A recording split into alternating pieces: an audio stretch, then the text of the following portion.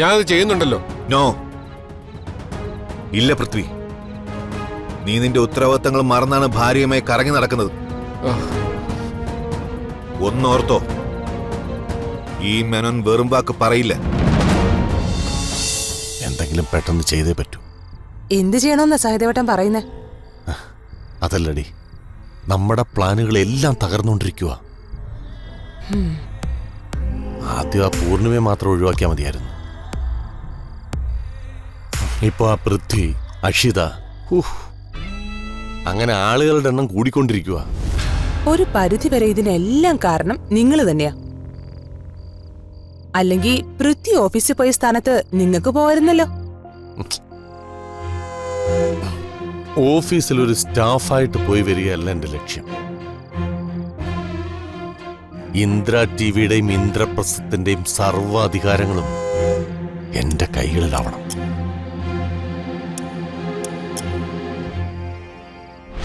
അതിനുവേണ്ടിയാ ഞാൻ ഈ പാടുപെടുന്നത്. ഇപ്പൊ ഈ വീടുമായിട്ട് യാതൊരു ബന്ധവുമില്ലാത്ത ദുർഗയും കിരണും വരെ നമ്മുടെ ശത്രുപക്ഷത്തായി കഴിഞ്ഞു. അവരെയൊക്കെ എങ്ങനെയെങ്കിലും ഒഴിവാക്കാം. പക്ഷേ അതിലും വലിയൊരു പ്രശ്നം നമുക്കുണ്ടാവാൻ പോവാ.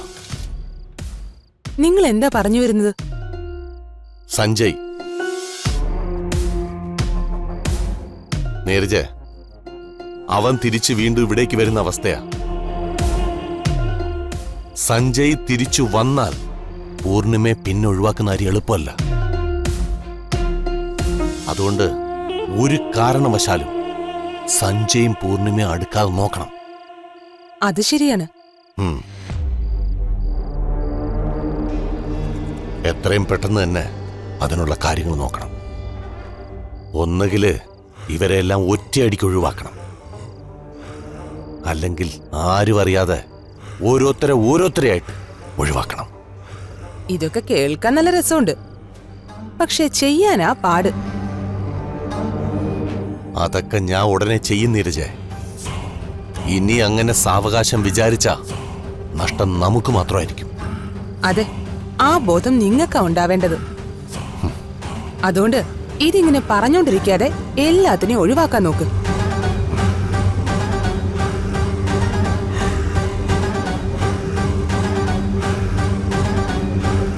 എന്താ വേണ്ടെന്ന് എനിക്കറിയാം.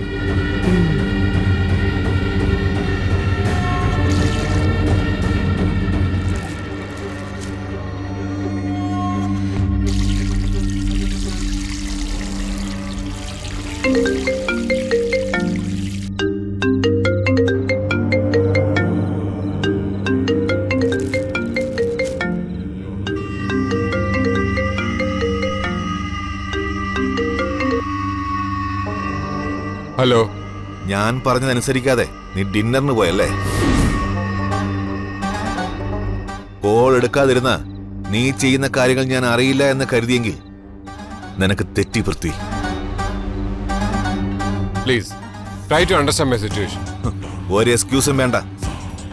എത്രയും പെട്ടെന്ന് നീ അവിടെ നിന്ന് ഇറങ്ങണം. അല്ലെങ്കിൽ ഞാൻ പറഞ്ഞത് ഓർമ്മയുണ്ടല്ലോ, കൊണ്ടു നടക്കാൻ നിനക്ക് ഭാര്യ ഉണ്ടാവില്ല. കൊന്നുകളയും ഞാൻ അവളെ. എന്തിനാ എന്നെ ഇങ്ങനെ ഉപദ്രവിക്കുന്നത്? നീ ആയിട്ട് എന്നിലേക്ക് വന്നത്. ഇനി ഈ ജീവിതകാലം മുഴുവൻ ഞാൻ പറയുന്നതനുസരിക്കാൻ നീ ബാധ്യസ്ഥനാണ്. അറിയാം, ഞാനത് ചെയ്യുന്നുണ്ടല്ലോ. നോ, ഇല്ല പൃഥ്വി.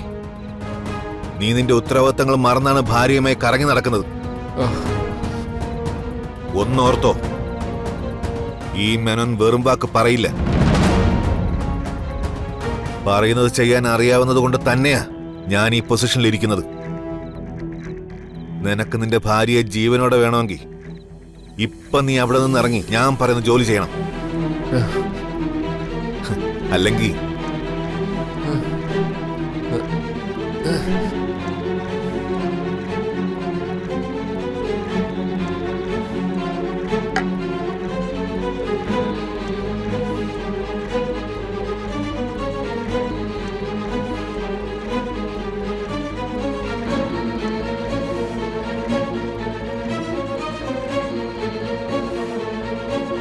ഹലോ, പ്ലീസ് അഷി ഒന്നും ചെയ്യരുത്.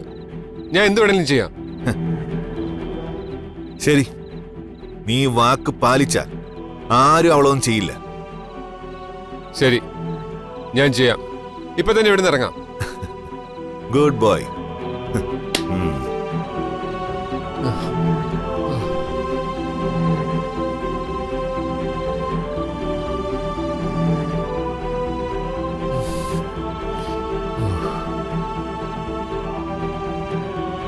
ഹലോ ഹലോ പൃഥ്വി ഇത് എവിടെയായിരുന്നു?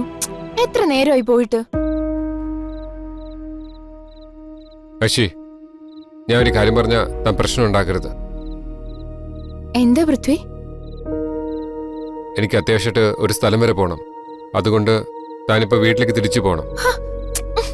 പൃഥ്വിക്ക് എന്താ വട്ടാണോ? എന്നെ വിളിച്ചോണ്ട് വന്ന് ഇവിടെ ഇരുത്തിയിട്ട് തിരിച്ചു പോവാനോ? എന്റെ സിറ്റുവേഷൻ അങ്ങനെ ആയോണ്ടാ. താ ഒന്ന് മനസ്സിലാക്ക്. ഇല്ല, ഇതെന്നെ മനഃപൂർവ്വം ഇൻസൾട്ട് ചെയ്യുന്നതാ. ഞാനിത് സമ്മതിക്കില്ല.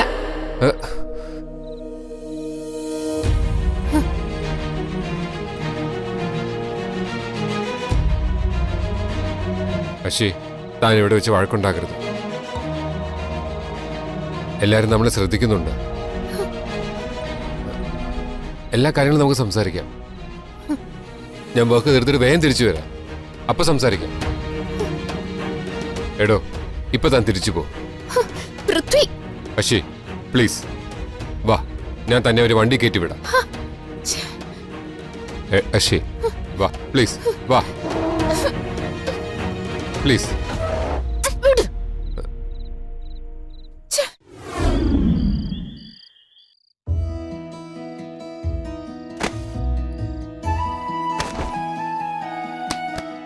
മുത്തശ്ശി വിളിച്ചില്ലേ ഇന്ന്? ഉച്ചയ്ക്ക് എന്നെ വിളിച്ചിരുന്നു. അധികം സംസാരിക്കാൻ പറ്റിയില്ല. എനിക്ക് പിന്നെ ഫ്രീ ആയപ്പോ വിളിച്ചൂടായിരുന്നോ? തന്നോട് സംസാരിച്ചില്ലെങ്കിൽ അന്ന് ആകെ മനസ്സിനൊരു സുഖം ഉണ്ടാവില്ലെന്നാ മുത്തശ്ശി പറയുന്നത്.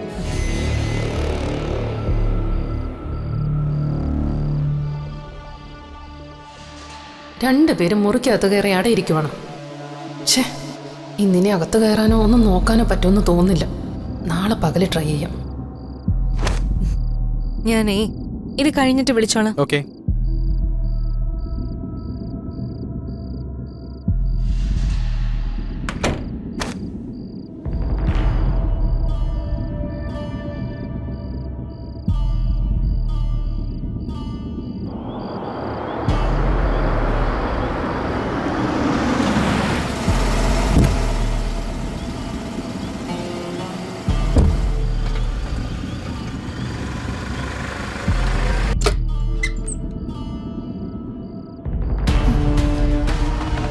അഷിതേ, ഇതെന്താ അഷിത ഒറ്റയ്ക്ക്?